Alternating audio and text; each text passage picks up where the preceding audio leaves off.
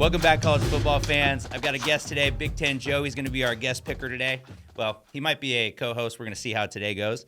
But super happy to have somebody else up here to bounce ideas and have some conversation with. So we're going to try this format out for you. But today is our prediction show, and we're also going to drop our rankings from the week 3 through week 3, heading into week 4, our rankings, and they remain mainly unchanged. A couple little changes, just some minor stuff. But anyway. With that said, let's go ahead and get started. All right, Joe Sprague, a.k.a. Big Ten Joe. How you doing today, buddy? I'm good, man. Thanks for having me. I'm excited to look at these games and join you today. Awesome, man. So, hey, first I want to get through, I know you've seen the rankings here, but our audience hasn't seen them. We're going to put them up on the screen real quick. But so we got Georgia 1, Ohio State 2, and then at the end of this, let me know if you disagree. You know, if you got thoughts on this, we'd love to hear them. I've got Utah 3, Miami 4. Now, remember, this is not how they are, as in who would win who like best team to worst team. This is how I think that they're going to fall as conference champions in seeds. So when I'm speaking on this, I'm speaking to seeds. So I've got Georgia, Ohio State, Utah, Miami. That's the top 4. Then we've got Texas 5, Tennessee 6, Alabama 7, USC 8, Oregon 9, Ole Miss 10, Penn State 11, and I've got UNLV as of right now, the group of 5, sneaking in. So that's the way that I see it. And then my first 4 out, I've got K-State, Missouri, Memphis, Nebraska.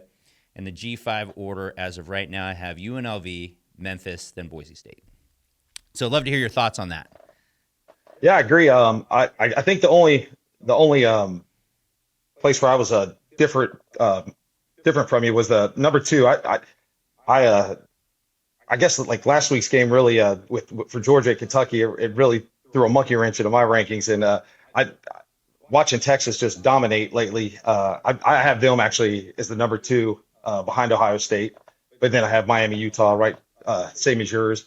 And everything else fell in line except for the Memphis. I think that they've looked great against Florida State last week, and then I think they might surprise some people and get in as that 12 seed. Yeah, I'm starting to think that too. Like that, UNLV's got I don't know Memphis's schedule as well. Haven't really kept up with them. I mean, they caught my attention, but in UNLV, I've looked at their schedule. They've got some games that they could drop, and I feel like for the G5, they're still kind of in that we're fighting for one. They're like every game means everything, right? At the G5 level. Yeah.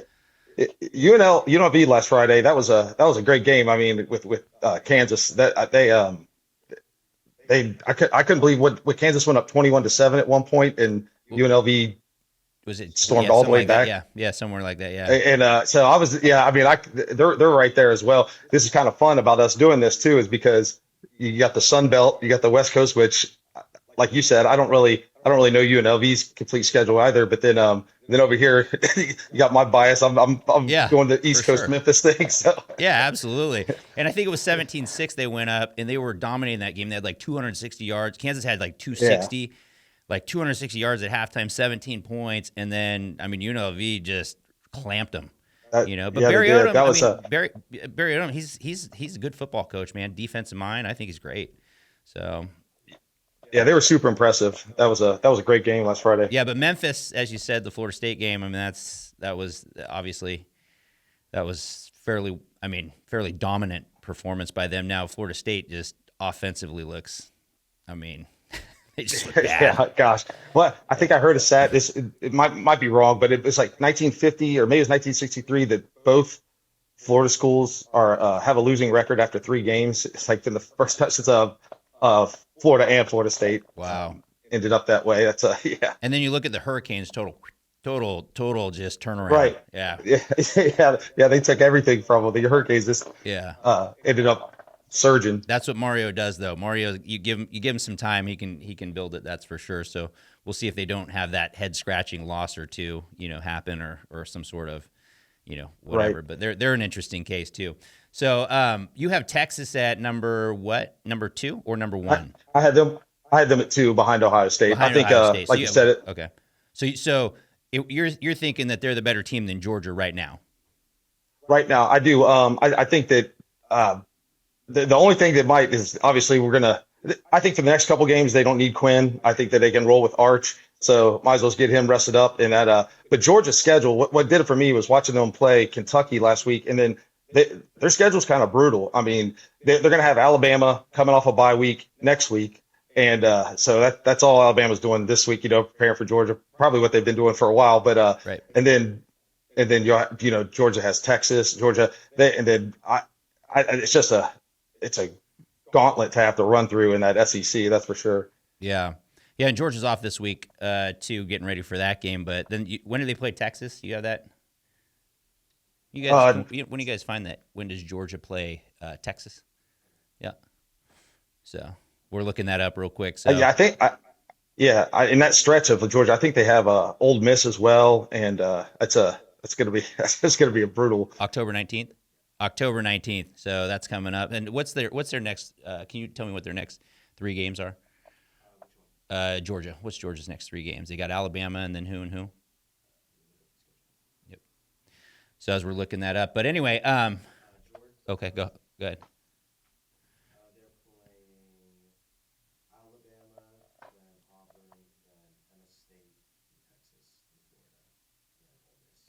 Oh, okay, so who Alabama and then they have who? Let's see here.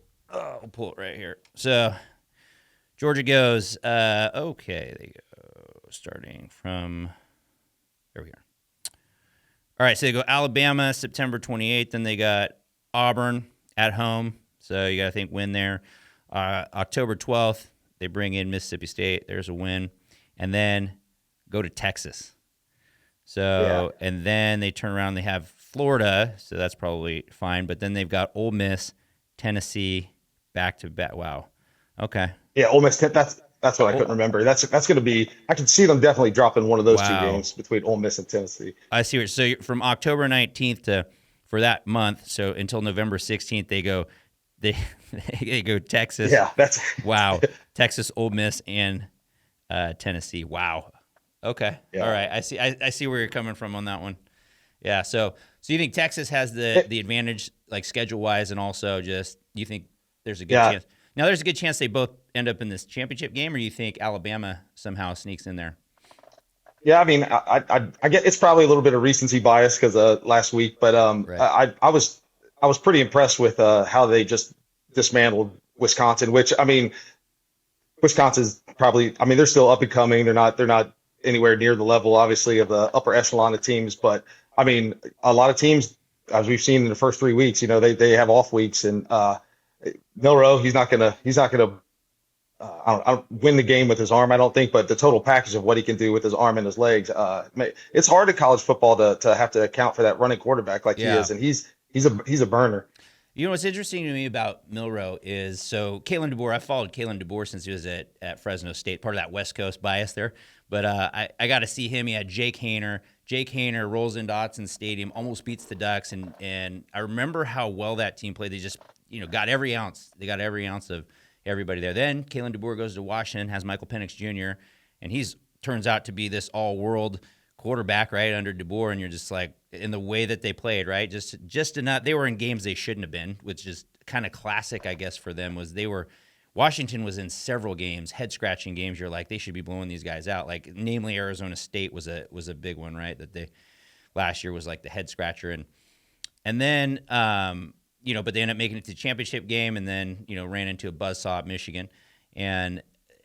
But now I look at DeBoer now, he's at Alabama. He's got Alabama talent, right?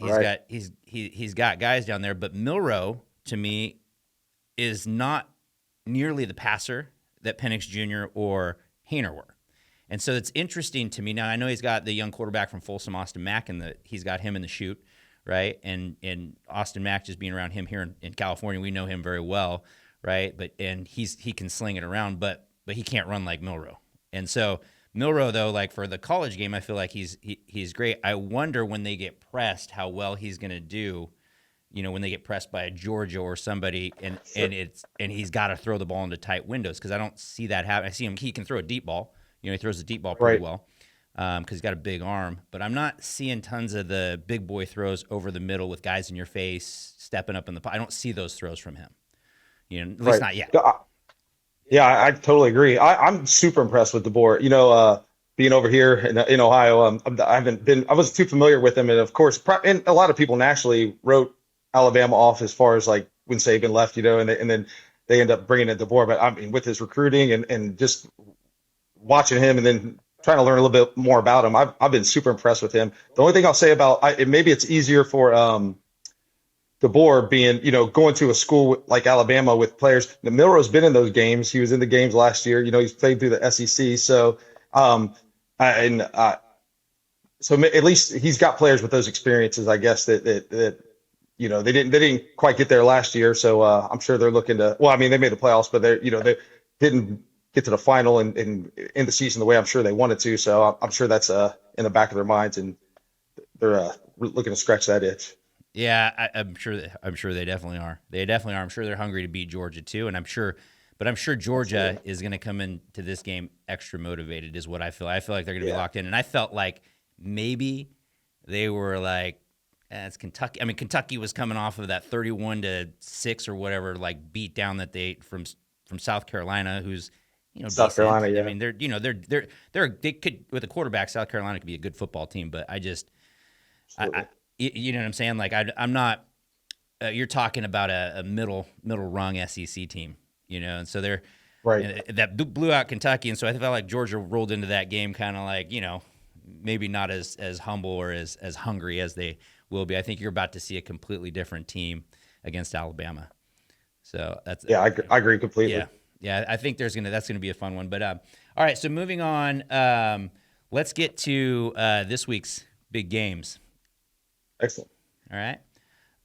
Okay, so we'll go down in kind of order here of we're going to go Stanford. First game up, let's just get right into it. So I've got Stanford and at Syracuse. The line's -9.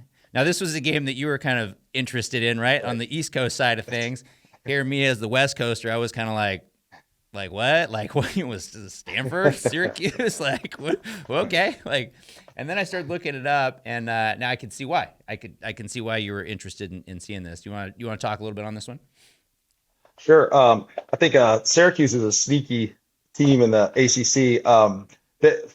First of all, Fran Brown is done an amazing job there. This guy is coached under Matt Rule. He's coached under Greg Schiano. He was Georgia's DB coach, and I don't think he's going to be at Syracuse, more than 2 or 3 years. I mean, this guy is legit, ace recruiter, and he was able to snag Kyle McCord and from Ohio State, and and so far, I mean, they only have 2 games to go off of, but I mean, lighting the world on fire. I mean, you got Kyle McCord averaging 367 yards a game, almost a 70% completion percentage. He's second in the yards as far as quarterbacks go. He's second in NCAA in yards per game right now. I mean, again, we're 2 weeks in, or he's 2 games in, but along with that, their offense has been rolling with scoring almost 35 points a game, and the only question about them is going to be their defense because I think their defense ranking is like 109, and I don't know how many games they're going to just be able to rely on that offense. But as far as like the ACC goes, they don't play Louisville, they don't play Clemson, they don't play Florida State. Not that they're a big deal, but in the last game of the year they play Miami, so they could. I mean, I'll run through it real quick, but the remaining games are Stanford Friday, then Holy Cross, UNLV, that'll be a tough one, at UNLV. Then NC State, bye week, Pitt, Virginia Tech, Boston College, Cal, and then UConn, and then Miami. So, I mean, It's not the most brutal schedule in the world. So right, yeah. Where's Cal at? That Cal game is that Berkeley? That's at. Yes, it's in Berkeley. Gotcha. Okay. Yeah. Okay. So it's just something to keep an eye on as we go week to week. I mean, there's still a ton of season left, but I find them interesting because just because everything sets up pretty nicely for them as far as like schedule wise, and if they can just continue to do what they're doing and beat the teams they should, I didn't think they were going to beat Georgia Tech, or they played them a couple weeks ago, and so I was like, well, Fran Brown he's doing a little bit of coaching over there. He's got it going on.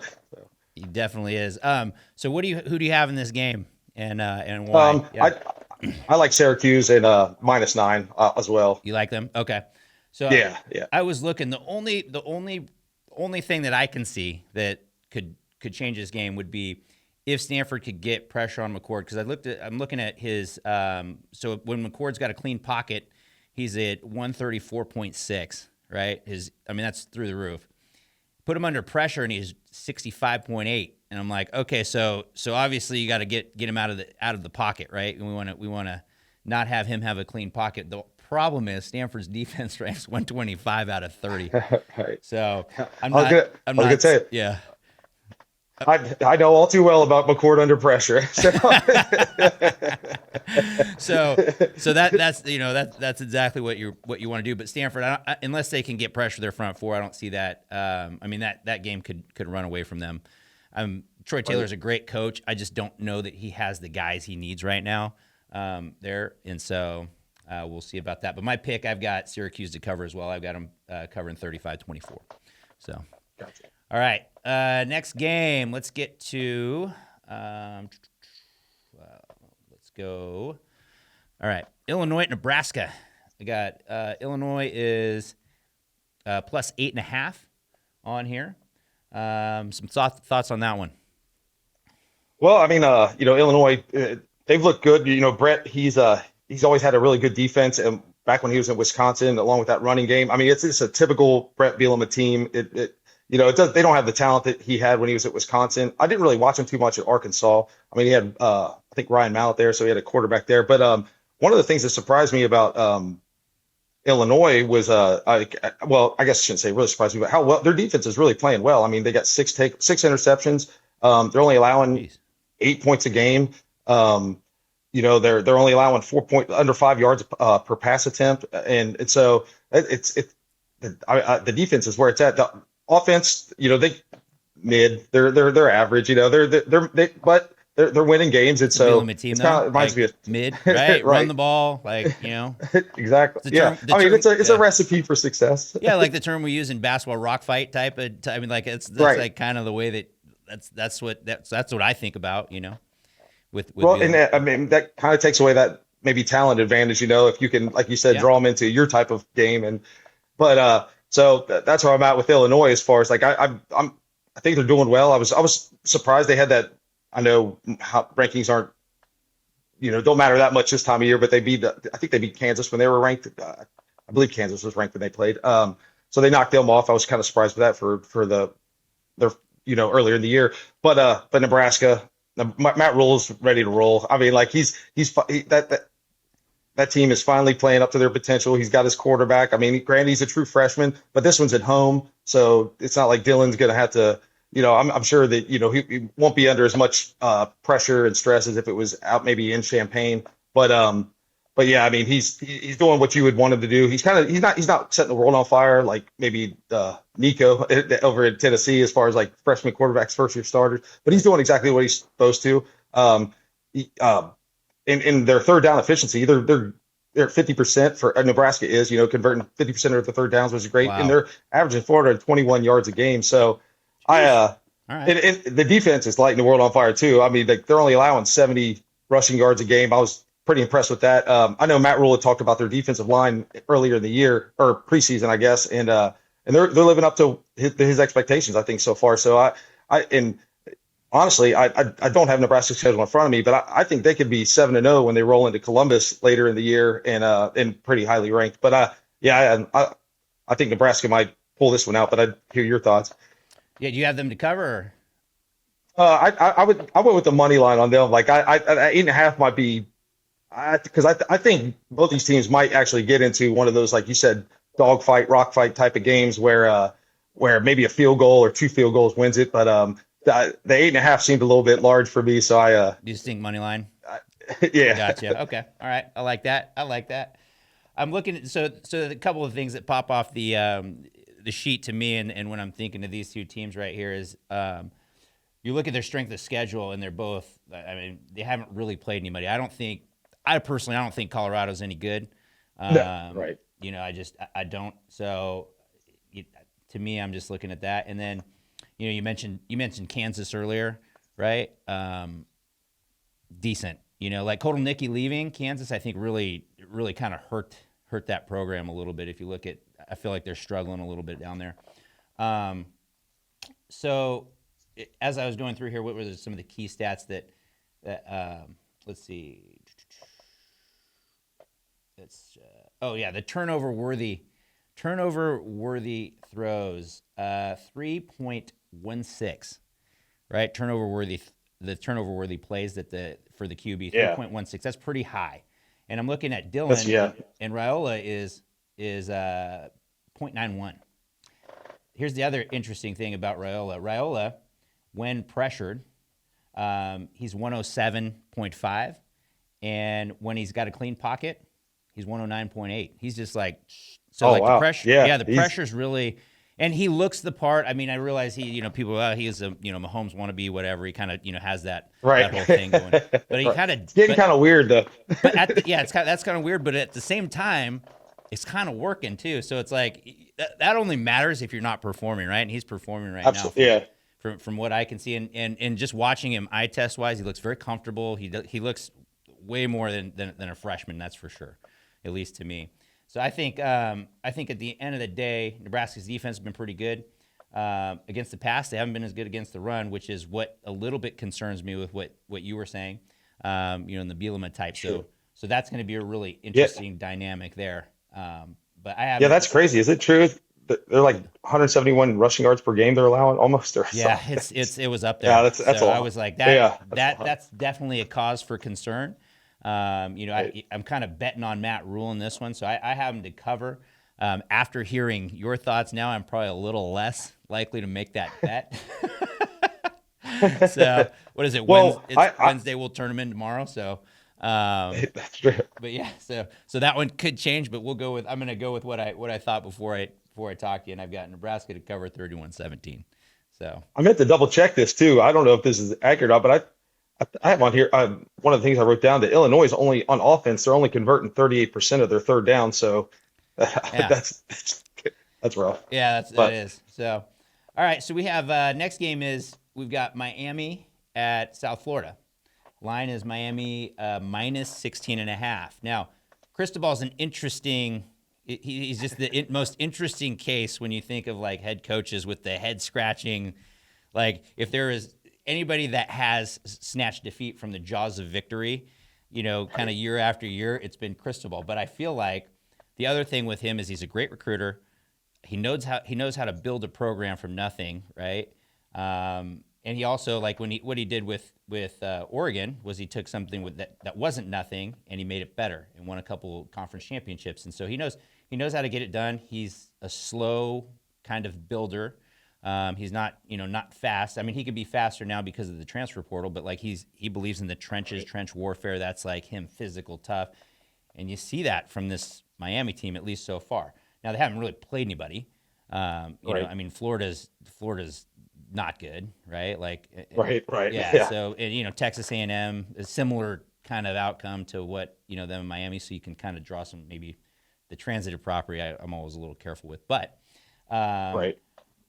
That being said, so South Florida and Alabama were in a battle all the way up until the fourth quarter. That's right. And so I haven't seen South Florida. I didn't actually watch it. I just was able to watch the highlights. I wasn't able to watch the full game clip. So really hard to draw some conclusions from that. What are your thoughts on that game? I mean, I'm just so impressed with like Miami right now. I don't want to say DU's back, but they humming. I mean, this team is just, Cam Ward's definitely a Heisman candidate, huge Heisman candidate already. I mean, we're early. Like I know it always comes with that caveat, but I mean, he's just killing it. And I mean, this team's 609 yards per game, and he's throwing 400 yards, average of 400 yards per game, passing 200 yards rushing. I mean, they're just and on the other side of the ball, killing it just as well. I mean, only allowing 188 yards per game, only I think what I got here, 3.6 yards per offensive attempt. I mean, they're just 67 or 65 rush yards per game. They're just so impressive. I mean, again, that like you said, got to take into consideration the opponents, but I mean, you can only play those in front of you, and they're doing doing what a great team is supposed to do to these other teams. That's for sure. Yeah, Florida. I mean, at least Florida had guys. So a lot of these teams that we've covered today, they've beaten some patsies that don't have the same talent, right? But to say Florida has I mean, they've got guys. There's not Right. going to be this like huge size discrepancy of like, when you're playing like a mid-major and you're an SEC team. No, they were. I mean, they were. They're built. Florida's your typical. I mean, they're big. They got that 400 some pound guy like on the line. What's his name? I cannot think of him, but he's unmistakably big. And I mean, they've got guys. So to me, that's impressive to be able to do that against that talent level, right? So Absolutely. I mean, yeah. I mean, I guess you got to take in the Napier effect. Billy Napier. But no, you're right. I mean, they five-star players. They they're Division One scholarship athletes. I mean, they're not they're not a mid-level MAC team or nothing or Sun Belt team, whatever you want to say. yeah, They're. I mean, it's not a group of five. I mean, this is a FBS. Like they should be putting up more of a fight than what they are. But Miami ran through them obviously, and like you said earlier about USF and Alabama, and as we've seen, not to repeat myself, but as we've seen teams that like, have struggled with teams that they should just be running through. I mean, at least on paper, on the field, on TV, Miami's done it. They've just been plowing through the competition, and I like them to cover the 16.5 this week for sure. yeah. South Florida. I mean, they've got some athletes from what I could tell. They have some speed. They really kept Alabama in check. For quite. I mean, 3/4 of that game. I mean, they were right there with them. I think Miami's just going to be too much for them, and so I've got Miami covering 38-17 on that. So And crystal ball better than I do. I think that in this, I'm not to stereotype Florida players, but the only thing, if he can somehow manage the hype, because the U's been wanting to get back for a long time, and I'm sure these players they're starting to hear about it. They're hearing how great, especially being the only Florida school with Florida and Florida State just not doing the job this year. And so if he could manage those egos, I guess in the locker room, and and not let them get too big headed, this team's. I mean, we both had them in our final bracket, earlier in the show. So yeah. yeah, they're good. They're dangerous. Yeah, I felt like year 3 is kind of that's a typical Cristobal year, right? For him, he can get them humming by then because, like I said, slow builder, and you see it, and as you're saying, like, yeah, you're playing cupcakes, but you're dominating those cupcakes, and you're dominating the games you should. So they've got the signs of a what could be a really good football team. So Absolutely. let's see, let's go to Utah at Oklahoma State. We've got the line is Utah -2. What's interesting is that line started Oklahoma State -3, I think, and it moved. And I'm assuming that it moved based on the Cam Rising news. Oh, yeah, that's right. That's my assumption. There. What are your thoughts? What are your thoughts on that game? I, Utah, they're I don't, how would I say they're almost how we were talking about like Illinois, but a way better version. I feel like they just come to work, get the job done. There's nothing flashy about them. Cam Rising's been there 10 years. He knows how to win. It is the battle. It's the battle of the 7-year quarterbacks, by the way, the 7-year starters. That's right. Yeah. Yeah, because Alan Bowman's been there he's the 7th-year starter too. Well, the surprising thing about me though is Oklahoma State. I mean, like, I thought Ollie Gordon. I was ready for him to go off this year. He got a DUI in the beginning before the season, and Gundy said that his punishment was going to be he's going to carry the hell out of the ball. We're just going to load him with carries. You thought that like most teams get punished by like somebody gets a DUI, gets in trouble, they're suspended, but he said no, we're going to give him an extra workload during the game. But I mean he hasn't been, I guess, that Doak Walker Award winner that he came out last year as, and I mean, he's still got obviously plenty of time to get it together. But Oklahoma State's passing game is what's been winning. I mean, dominant as far as their offense is concerned this year, and that was kind of surprising when I looked into this one. Yeah. So passer rating under pressure for Oklahoma State 130.4, better than when he has clean. So passer rating when clean is 107.5. The big time throw percentage 4.65. But turnover worthy play, that's what you got to look at there. It says 3.1. So, but this is a banner year for Alan Bowman. Like he hasn't had this since he was a freshman. And then obviously he's jumped around. Texas Tech, I think, is where he started, and then to Michigan, didn't work out at Michigan, and now he's here. But I'm the same way as you. When I was looking at this, I'm like, wow, those are some interesting stats there. Not many quarterbacks ever have better numbers under pressure. Now, he hasn't been pressured a ton, but enough. I think the sample size is there for sure.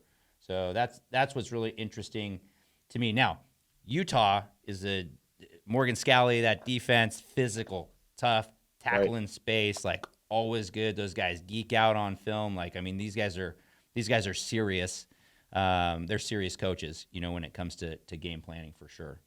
And so Absolutely. And that's got to be concerning for Oklahoma State is looking at their defense.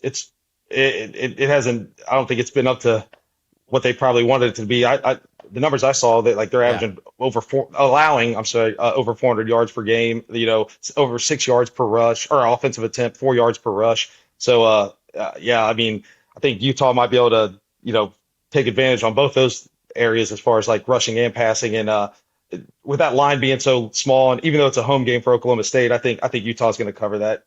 Yeah, what's really interesting, there's a couple interesting things. There's obviously, Hokies, they're missing Jim Knowles. That defense has not been the same since. It's crazy to me. I look at like a guy like Jim Knowles and what he did immediately to Ohio State's defense. I look at D'Anton Lynn and what he did immediately at UCLA, then now what he's done immediately at USC.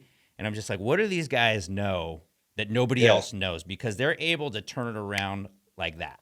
And, this is kind of the opposite situation where Jim Knowles leaves, he goes to Ohio State, and then all of a sudden your defense falls off. So this is, it's really interesting, but those guys are a whole nother conversation. But to this game, what's another thing that was interesting to me was Rising. If you look at Cam Rising, his high watermark was in 2021. And so he led them to conference championships. They were full of swag, that Utah team. I mean, they beat Oregon. They beat the pants off Oregon like almost 2 weeks in a row or something. It was right back to back. It was really close. A couple weeks later, and he was just, you thought that guy was NFL bound. Then he stays. He gets injured. Then he's coming back from injury. He just kind of, it is what it is. I think he got injured. Maybe it was against Ohio State or something in the Rose Bowl. He tore his ACL. Yeah, he did. Yep. Yeah. I mean, and they were dominating that game, but yeah. Yeah, and then all of a sudden, like he's gone, and so, but he's an interesting case because he hasn't reached those. He hasn't looked the same as far as throwing the ball. Decision making really has been off. But it's hard to make anything of that because he has the same offensive coordinator, largely in part. Like the pieces around him are different, right? So maybe that's what it is, and you guys timing, continuity. I wonder if this game is the game where he breaks out. That's actually what I'm kind of. Yeah. That's kind of what my gut's telling me is gonna happen here. So I've got Utah. I've got them covering. This one, 31-28, very close game. Oh yeah, yeah. I think it's close. I think Oklahoma State's going to jump out quick, is what I feel like in this game a little bit, and I think they're going to have to struggle to kind of get back in the game. So I feel like it's going to be one of those. Mike Gundy's always got something up his sleeve. Always. Yeah. Always. He's a fun one. I love him. All right, so let's go USC at Michigan. We have Michigan plus 5.5. Waiting for this one. Plus 5.5. The big storyline. Alex Orji is the new starter for Michigan, and that the players found out after the media. That was the most interesting part about that. Sharon Moore taking a play out of the Jim Harbaugh book right there and just playing it really coy with his quarterback. But what are your thoughts on this one? It's going to be ugly for Michigan. Yeah. It's not going to be pretty. I mean, USC, this is not going to be good. I mean, you got Alex Orji. He's attempted 7 passes this year. Never threw a pass last year. He's only completed three of the 7 as it stands. But I mean, they're 92nd in first downs, 99th in scoring offense, 120th in passing offense, 113th in pass. And this is with the guy that was supposed to be better than Orji. So I mean, get ready for the Wildcat offense. Get ready for the Wildcat offense. And guess what, Michigan?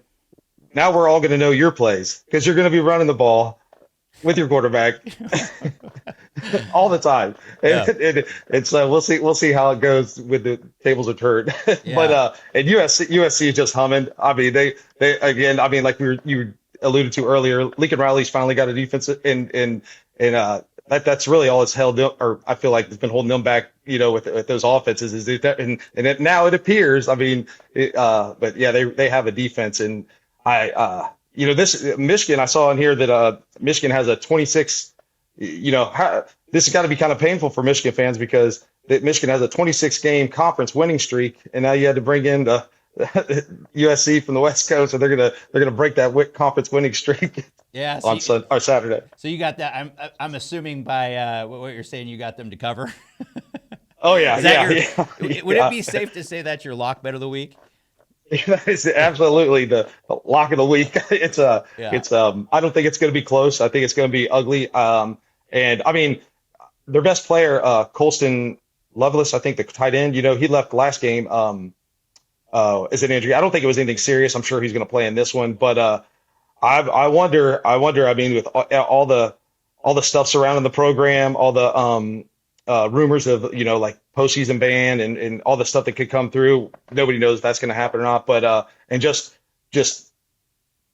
I mean, this could be another really bad blowout like that Texas game. I mean, then you have to start to wonder, like, Sharon. I mean, like, this is one thing that Zach Smith brought up on his podcast I was listening to, and I thought this was an excellent point. Why would they announce Orji as the quarterback so early? Why wouldn't you make USC prepare for, at least both of them or whatever? Like, I feel like that was a rookie, like he said, a rookie coach mistake there. I mean, like, play it a little closer to that. I don't think it's going to matter, but I mean, little things like that, when you see, first year coach, you just wonder how he's going to be able to. It was, he took over for Harbaugh last year in a few games when there were a little bit of controversy going on, but he always had Harbaugh there.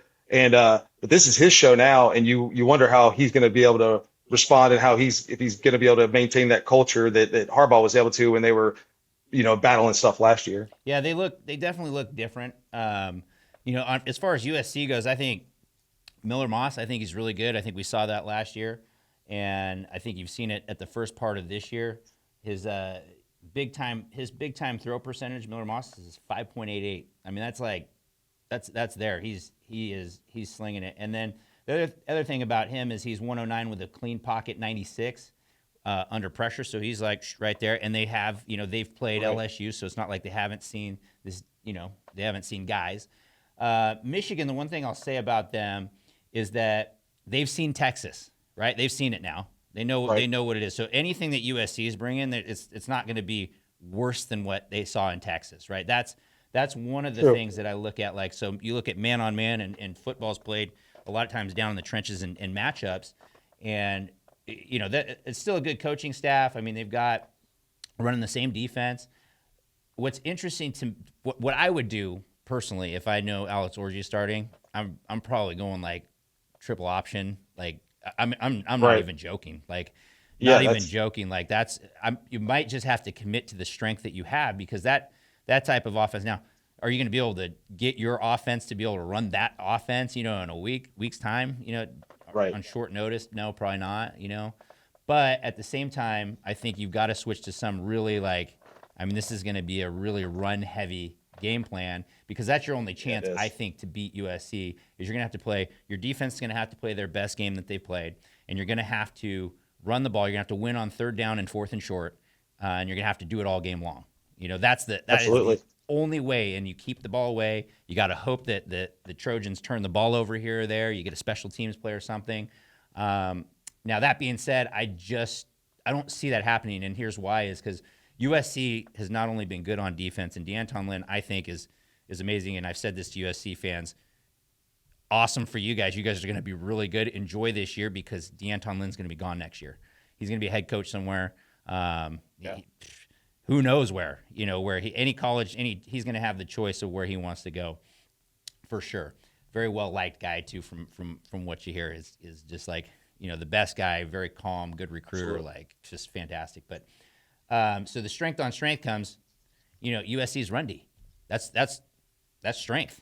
That's a strength on strength match. And so I'm looking at that like, okay, that's going to be tough sledding for Michigan right there.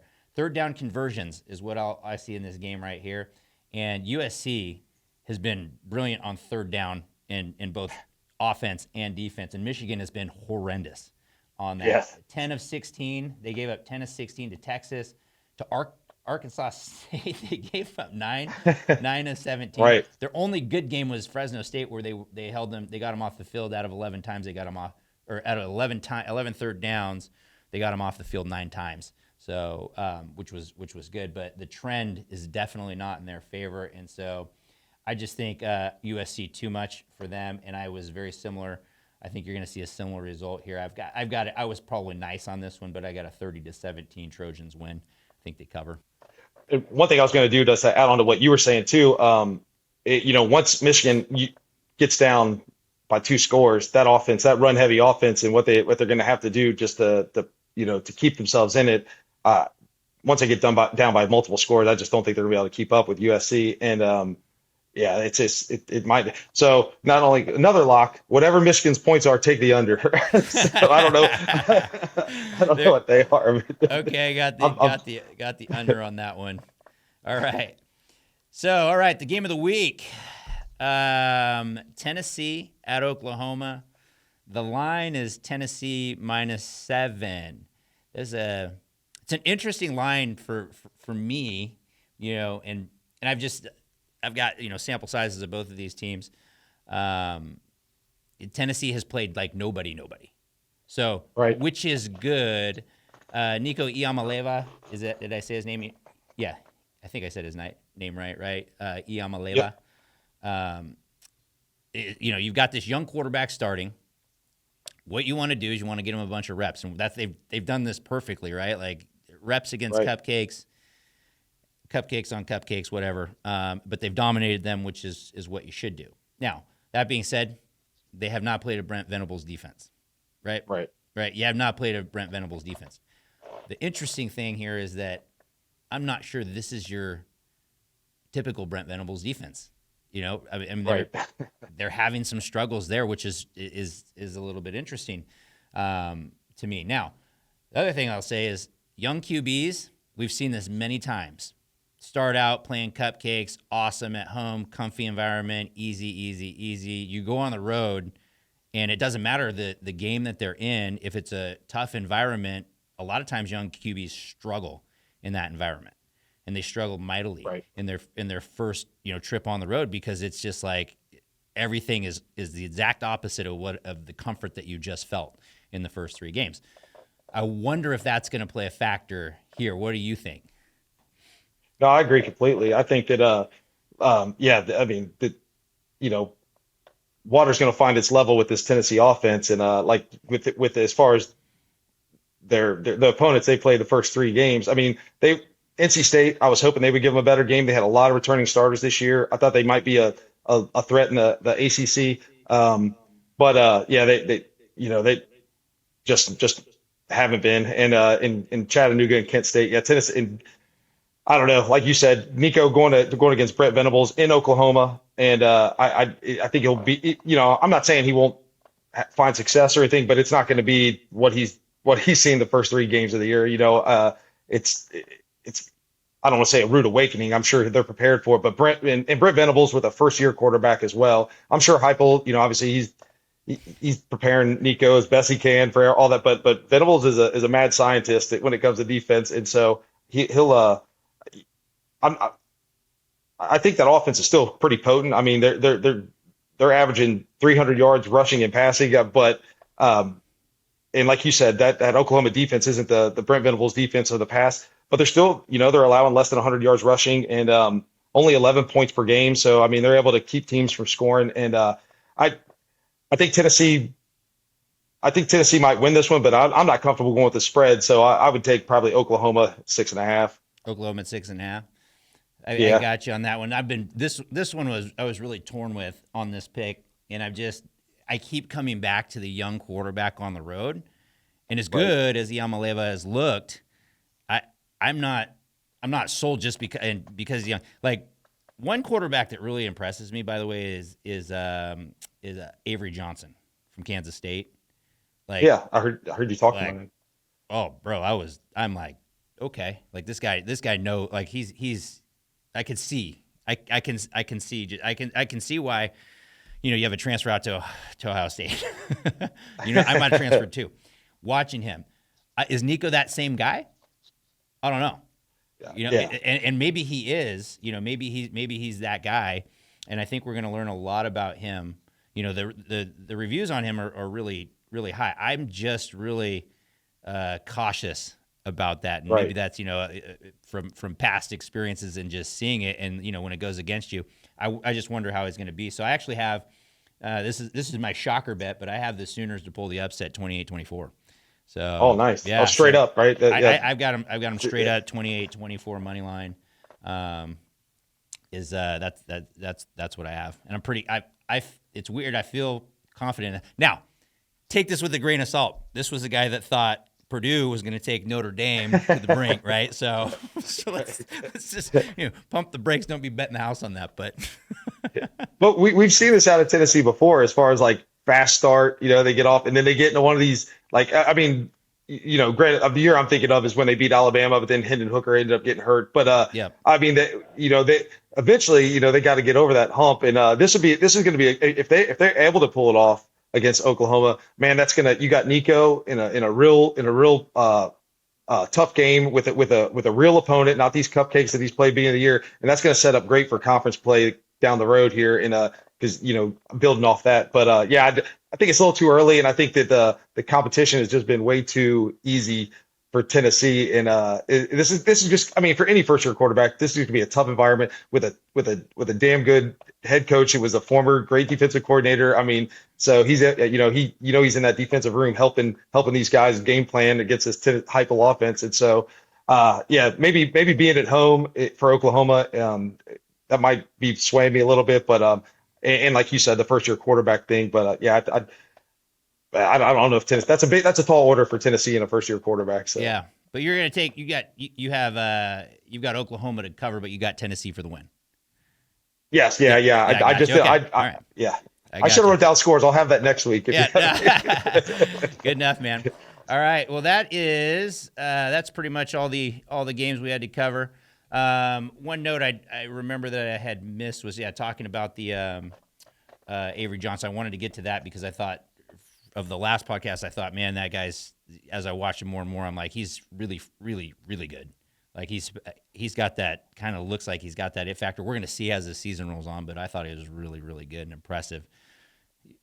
Yeah, he was absolutely. He only had the minor mistake, but he was trying to make a play in the first, whatever. But I mean, like, can you fault him for that? I mean, that's one of those things, right, where you take the good with the bad because the good so it projects to be so great with him, he's exciting. He's exciting for sure. Like you said, it worked out for both us and Kansas State over here in Ohio. So. Yeah. By us, you mean Ohio State. Yeah. No bias. I mean, for Ohio State. Yeah. Just your bias is showing there. I see it. It's coming through now. No, all good though. But Ohio State's looking good. We're going to be able to cover them. Hopefully, in the next couple of weeks, we'll have a noteworthy game to cover or two. Definitely one in October, I think, where they head to Eugene. So that's going to be a big one for our show at least. That'll be fun. Yeah, but thanks so much for joining us, man. Really appreciate all the insight. We'll do it again next week. Absolutely. Yeah. So, all right. So I'll catch you next week. We'll go through just predictions, games, all that same stuff, same exact format. So sweet. Yeah. Awesome, Joe. Thanks for joining the show. Really appreciate it. And we'll see you next week. All right. See you, Josh. All right. That was Big Ten Joe. Thanks. He'll be part of the show regularly, we hope. And we want to say quick thanks to the sponsors, Maxillofacial Institute, for making all of this possible for us. And we will see you guys all next week for Sports Idol Nation. I'm Josh Rodriguez. Sports is in our DNA. I hope it's in yours too.